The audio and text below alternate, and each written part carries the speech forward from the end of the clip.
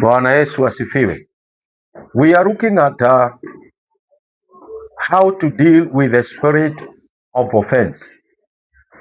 Hapo ndipo tunaendelea. We were able to describe what the spirit of offense is, na tukasema ya kwamba that the spirit of offense is feeling resentful because of an actual or perceived insult. Na tukasema ya kwamba inaweza kuwa ni jambo hakika lilitendeka ama ni jambo ambalo mtu anafikiria. Sometimes we misinterpret vile watu wanafikiria. And I want us to read a scripture katika jina la Yesu Kristo of how to deal with offense according to the Bible, na tukianza kuangalia some causes, but today let me read just a scripture before we continue with the causes of offense. Biblia inasema ya kwamba Matthew 18 from verse 15, if your brother sins against you, go and show him his fault when the two of you are alone. If he listens to you, you have regained your brother. But if he does not listen, take one or two others with you, so that at the testimony of 2 or 3 witnesses every matter may be established. If he refuses to listen to them, tell it to the church. If he refuses to listen to the church, treat him like a Gentile or a tax collector. Hayo ndivyo ama Yesu Kristo hivyo ndivyo alipenda. This is a protocol or a procedure of how you can solve offenses. Ikiwa Biblia inasema ya kwamba ndugu yako amekukosea, enda kwake mnene nyinyi wawili. Asipokusikia, sasa tafuta mtu mwingine mwende naye ama wawili, ili mwende mketi chini muongee. And if your brother listens to you, utakuwa umemwini. If he does not listen to you, then go tell the congregation. Sasa enda kwa kanisa, enda kwa umati wa watu. Then asiposikiza watu wengi ama kanisa, now treat him like kafiri, kama mtu ambaye si hata wa kabila lako, si wa kwenu, mtreat kama just a stranger. Hivyo ndivyo ambavyo Biblia inasema. So Jesus gave such a procedure, a detailed procedure ambayo tunaweza fuata na tuweze kusolve offenses.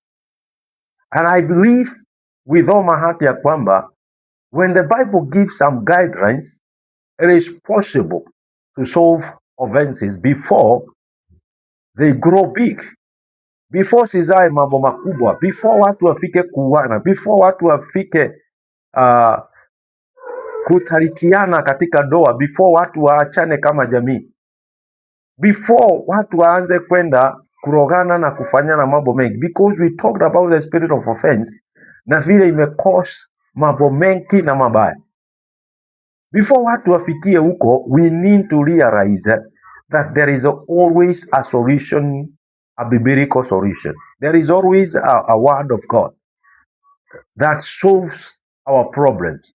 So we have not exhausted all the ways and all the means. Kwenda kotini, kwenda kustakiana, kutumia pesa, kwenda kurogana, kwenda kunyamasiana na mambo kama hayo, ama kupigana ama revenge, tit for tat. That is not biblical. There is a way. We can exhaust katika jina la Yesu Kristo. And before I read any other scripture, let me continue with where we stopped.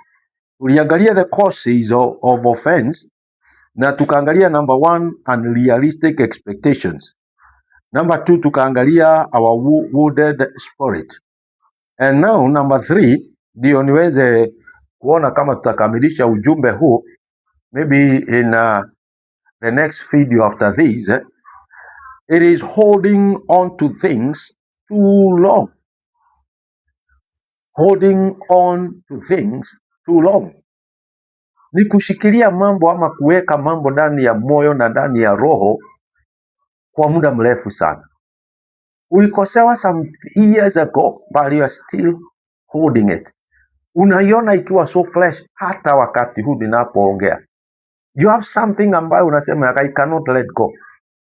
So hili jambo umeliweka for quite some time. Na sometimes we are insulted and we just have to shake it off. Tuliangalia Biblia ikisema ya kwamba ukiwa mtu wa kusikiza maneno sana, utasikia even your own servant akikutusi. So ili uweze kuepukana na grudges na kuepukana na resentment, sometimes shake over the dust, shake over some things and just walk around, just walk away. Ondokea mambo mengine kwa kuyaweka, you rub them off. Ni kama vile saa zingine tuna inzi inakuja inatua kwa kichwa chako, you just rub it off na unaendelea na life. Inzi inakuondokea ama mbu inakuondokea, because you cannot sit there and concentrate na mambo ya watu. Utasikia mambo mengi sana yakiongewa kinyume na wewe, if wewe ni mtu wa kutaka kusikia watu wanasema nini and holding on to things. There are people who are so bitter today because walikosewa some 2 years ago. There is a story in the Bible ya mtu anaitwa Absalom. Absalom alikuwa na ndugu half brother anaitwa Amnon, na Amnon rape dada yake anaitwa Tamar. So Absalom alienda akamtuliza dada yake Tamar, akamwambia tulia, ni ndugu yako tu. But for Absalom, hili jambo aliweka ndani ya moyo for 2 good years, up to the point alipanga mpango wa vile atamuua Amnon, and finally he executed his half brother Amnon. He disguised ya kwamba ni apate anatengenezea baba yake na ndugu zake, but it was an assassination party, na akamuua, aka-assassinate his brother just because of keeping things for too long. So keeping things for too long inakuwa like a cancer in our hearts, a cancer in our bones. Hata kama wale watu walitukosea, they deserve saa zingine some actions, but when wewe mwenyewe umeiweka to an extent ya kwamba inakufanya unakaa kama mgonjwa. Ukiona mtu unasikia kwamba ni kama kichwa ukifikiria mtu fulani kichwa kinaanza kukuuma, unaanza kudevelop ulcers, unaanza kudevelop migraines and headaches, then this means ya kwamba kuna mambo wewe mwenyewe umekataa kuachilia. Maurafiki ama friendships are so valuable, and ni vizuri kujua ya kwamba ni ngumu ukosewe na mtu ambaye hamjuani.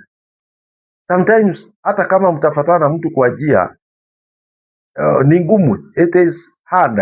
The percentage ya kukosewa na mtu ambaye hamuja interact, hamjuani, it is so low. The percentage is so low. But the percentage ya kukosewa na watu ambao muna interact, family, friends, relatives, watu employees wale mnafanya kazi na wao, people who are so close to you in your social circles, hao ndio watu wa rahisi sana kukukosea. And friendships are valuable. If you keep things too long, uta lose a lot of friends. Mtu wa hasira, Biblia inasema ya kwamba anapoteza marafiki. That is in the Proverbs. Ukiwa mtu wa hasira na makasiriko, utapoteza marafiki wengi. Ukiwa mtu ambaye ako vengeful, mtu wa kujilipishia kisasi kila wakati, you will not keep friends. Then how will you survive on this earth? Si utakufa haraka? Si utajichimbia kaburi ukiwa hai?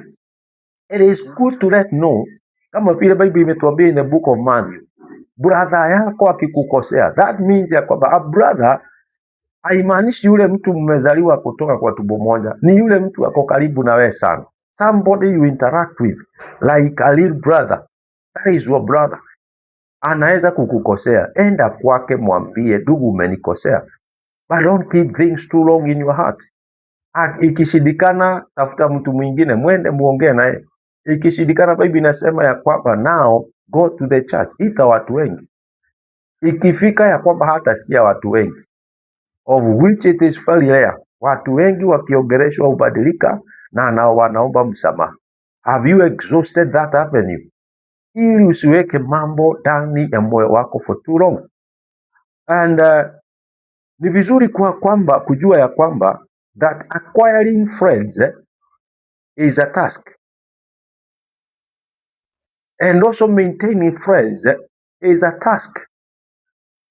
Na it requires some skill of letting go. You acquire the skill of letting go. That is the greatest key that Jesus or God has given unto us.